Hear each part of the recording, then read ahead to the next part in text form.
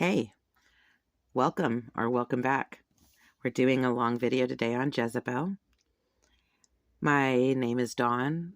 My channel name is Wandering the USA. You're probably new here because I've gotten a lot of new subscribers lately and a lot of new video views. I am very grateful for that. And before we get started, I would like to say that I'm going to do my best to just read this very clearly and concisely. But for those of you who are new, you might not know that I'm a little bit special, and I'm diagnosed with autism and all that. But I do my best, and I want to represent the word of the Lord, and I love him so much, and I certainly do not want to misrepresent him in any way. I follow all of his commandments, and I try to follow all of his commandments. I do my best, and I try to keep his word close to my heart and do as much as I can do. So we are talking about Jezebel, and we're to the point where Jezebel has threatened Elijah because Ahab ran and told her what he had done. And I was looking to make sure that the video is still going, and it is. So Ahab ran and told Jezebel what Elijah had done in killing the 450 men. And then the Lord allowed the rain to go ahead and come down again, because Elijah's word had...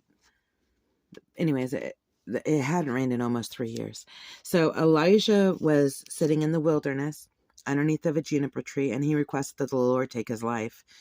And I know I certainly have been there, and I know a lot of people have, and somehow the Lord sees us through our hard times.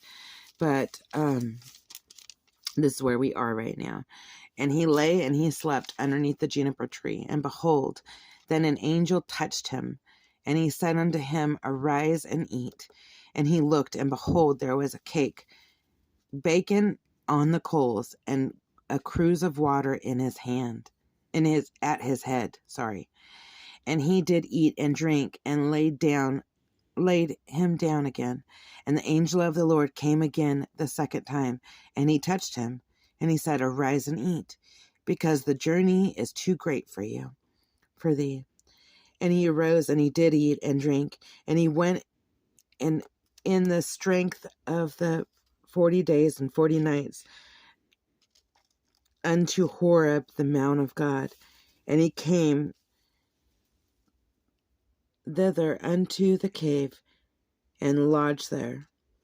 And I want to go ahead and stop for a minute, because I got emotional, and my eyes started watering. I can't really see to read right now. But I am just so touched by this, that when he felt his weakest, and when he was laying there asking that the Lord take his life, and he was just weak, and the Lord just blessed him so much right there. And even though we live in a world right now where, we don't see what's going on, because we don't have eyes to see right now. But we do live in a world where the principalities, the angels, we still live in this day. The angels are still here, and we still have angels ministering unto us, even if we don't see them.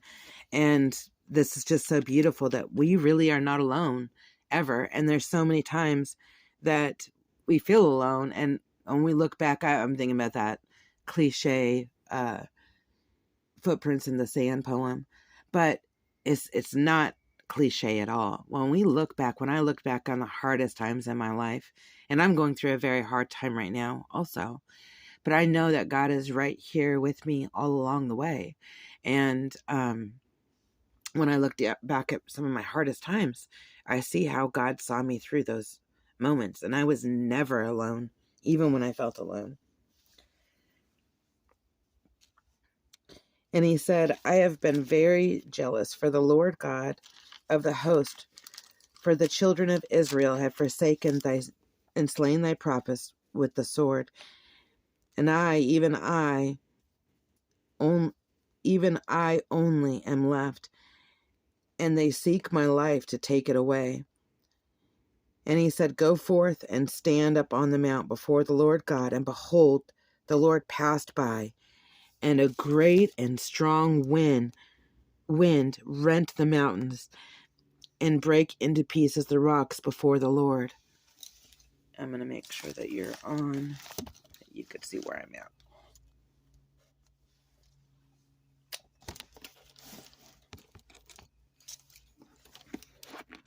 So, and it looks like you're not going to be able to see this top part. I just can't get it there, but I'm right here now, so you're almost there.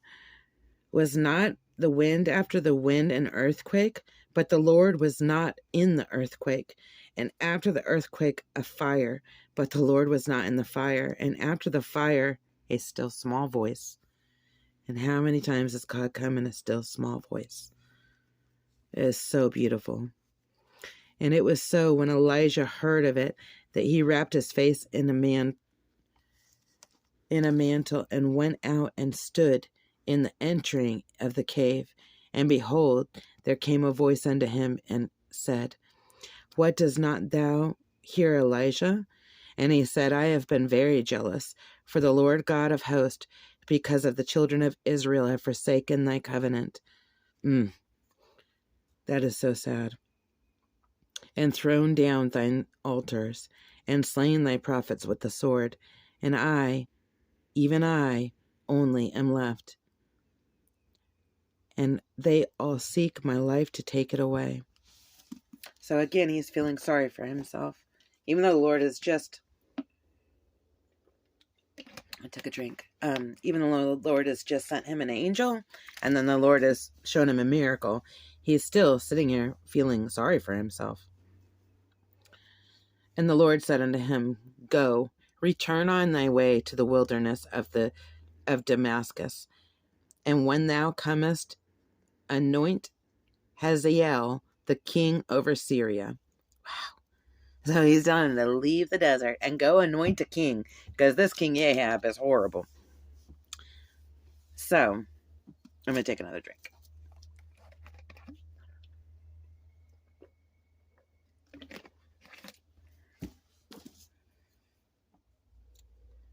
And Jehu, the son of Nimshi, shalt thou anoint to be king over Israel. Okay? And Elijah, the son of Shaphat, of Abel Meholah, shalt thou anoint to be prophet in thy room. And it shall come to pass that him that escapeth the sword of Hazael shall Jehu slay, and him that escapeth from the sword of Jehu shall Elijah slay. Yet I have left me 7,000 in Israel. There's that number 7 again. 7,000 in Israel, and all the knees which have not bowed unto Baal, and every month which thou hast not kissed him. So he departed hence, and found that Elijah, the son of Shaphat, who was... Oh, I'm off camera again. I apologize. I'm sitting there coloring and everything, and I'm off camera.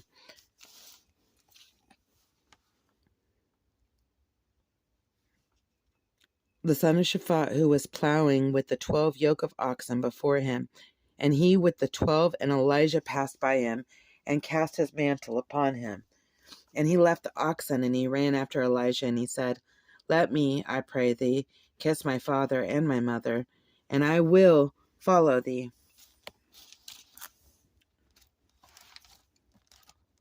And he said unto him, Go back again, for what I have done to thee. And he returned back from him, and took a yoke of oxen, and he slew him, and boiled their flesh with the instruments of the oxen. And he gave unto the people that they did eat. And then he arose and went after Elijah, and ministered unto him. And Ben-Hadad, the king of Syria, gathered all the host together, and there were 32 kings with him, and horses and chariots.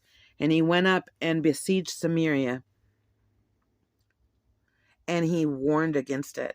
And he sent messengers to Ahab. Here we go. And he sent messengers to Ahab, king of Israel, unto the city, and he said unto him, Thus said Ben-Hadad, Thy silver, thy gold is mine, thy wives also, and thy children, even the goodliest are mine. And the king of Israel answered and said, My lord, O king, according to thy saying, I am thine, and all that I have.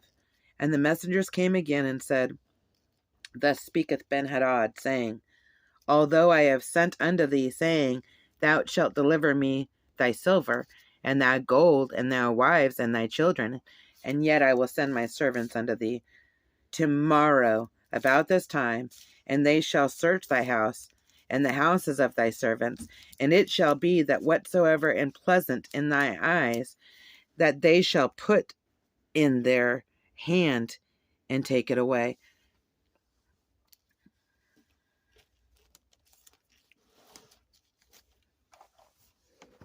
And then the king of Israel called the elders. I've got a cat coming onto the Bible. What are you doing? What are you doing, crazy cat?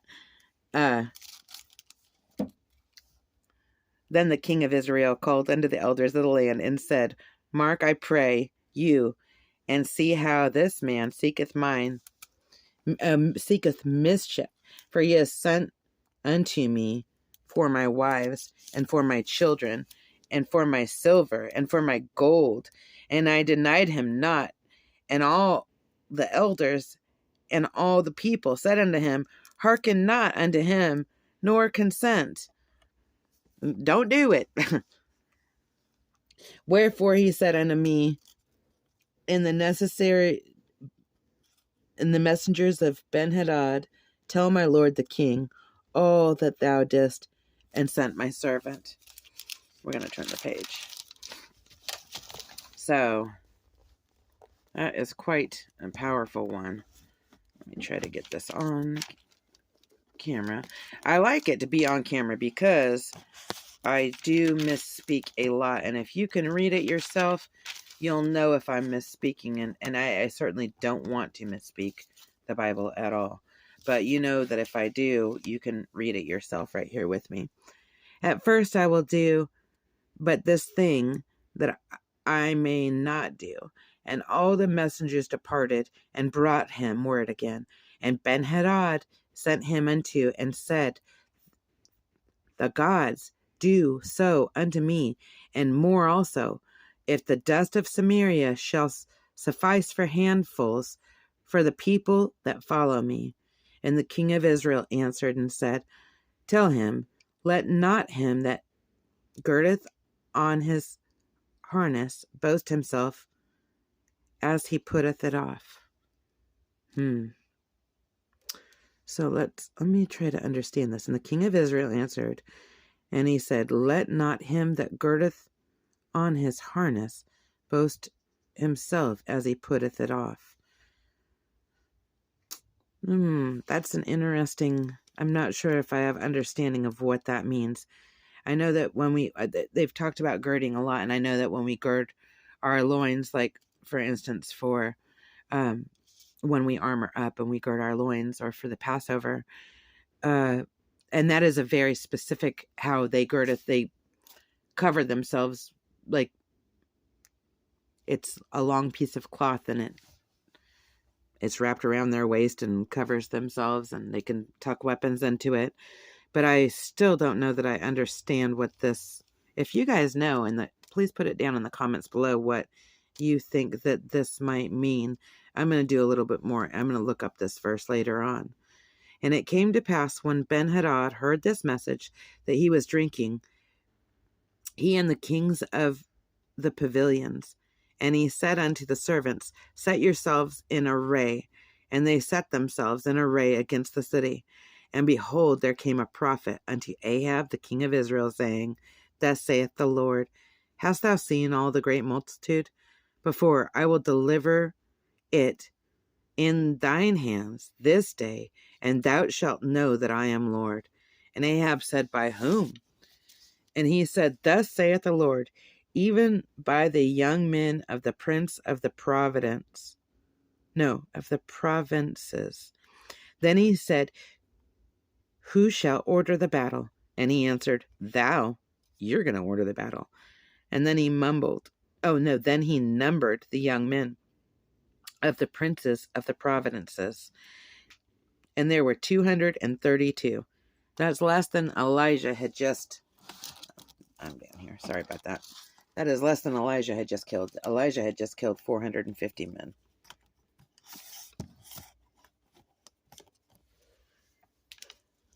Okay. 200 after, and numbered all of the people, even the children of Israel, being 7,000. And they went out at noon. But Ben-Hadad was drinking himself drunk in the pavilions, and he and the kings and the 32 kings that helped him. Ooh, wow, 32 kings that helped him. And the young men of the princes of the province went out first, and Ben-Hadad sent out. And they told him, saying, there are men coming out of Samaria. And he said, whether they be come out for peace, take them alive, or whether they come out for war, take them alive. So whether they're coming to fight or for peace, either way, don't kill them. So these young men, let's get you back on again. Okay, so these young men right here, these young men of the prince of the provinces came out of the city, and the army which followed them, and they slew everyone in his man, and the Syrians fell. So he slew every one of his men, and the Syrians fled.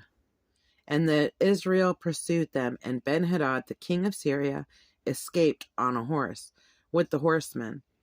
And the king of Israel went out and smote the horses and the chariots, and slew the Samaritans with great slaughter. And the prophet came to the king of Israel, and said unto him, go strengthen thyself, and mark, and see what thou doest. For at the return of the year the king of Syria will come up against thee. And the servants of the king of Syria said unto him, their gods are the gods of the hills. Before they were stronger than we, but let us fight against him in the plain, and surely we will be stronger than they. And they do this thing to take the kings away, every man out of his place, and put captains in their rooms. And the number thee an army, take an army, has lost horses for horse, and chariot for chariot, and we will fight against them in the plain, and surely we will be stronger than they. And they hearkened their voices, and they did so. And it came to pass that they returned the year of Ben-Hadad, numbered the Syrians, and went up to Aphek unto fight against Israel. And the children of Israel were numbered, and they were all present.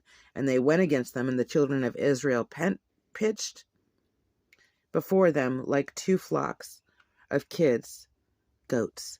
But the Syrians fled the country, and they came. Oh, I'm not on camera anymore. It's okay, I'm about to move.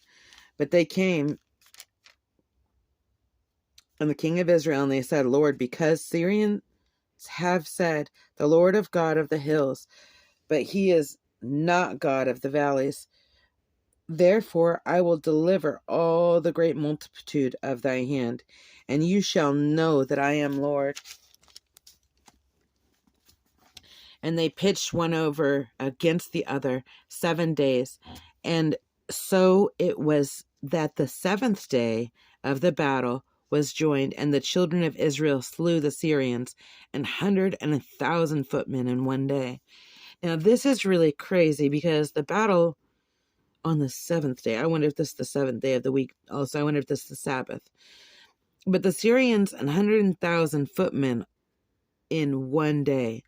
But the rest fled to Aphek unto the city, where the wall fell upon 27,000 of men that were left. And Ben-Hadad fled and came into the city, into an inner chamber.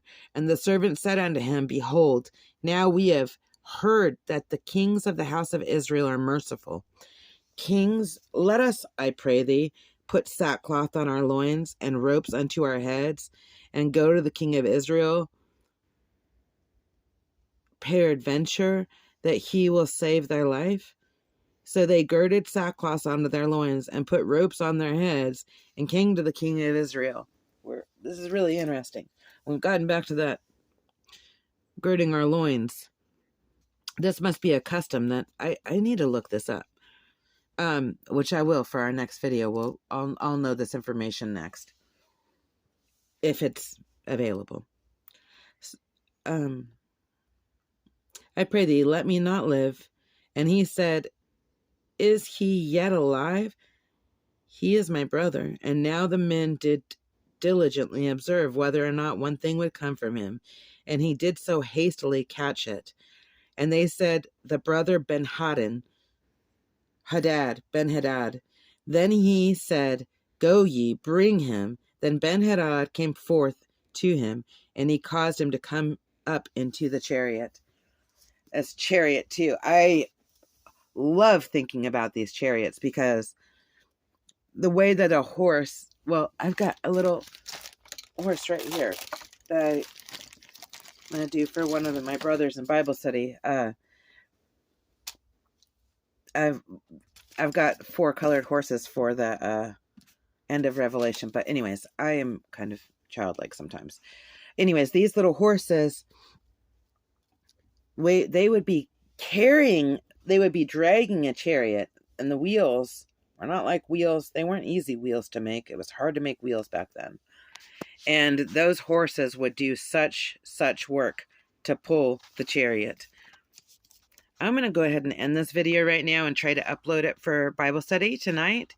Hopefully it'll be uploaded in time for Bible study tonight. But I'm going to be continuing to pray for the Lord to give me the right words to say. And I do always say, I make a joke.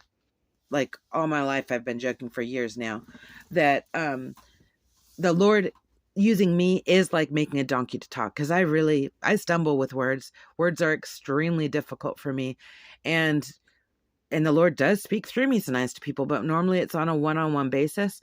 And I am just so humbled and so in awe that the Lord would be blessing this YouTube channel right now and be letting people watch this to learn about his word, because him using me to do that is kind of amazing. And anyways, I love you all, and I'll be praying for you. And if you have any prayer requests, or if you have anything that you think that I could do to help you better learn, please post it in the comments below.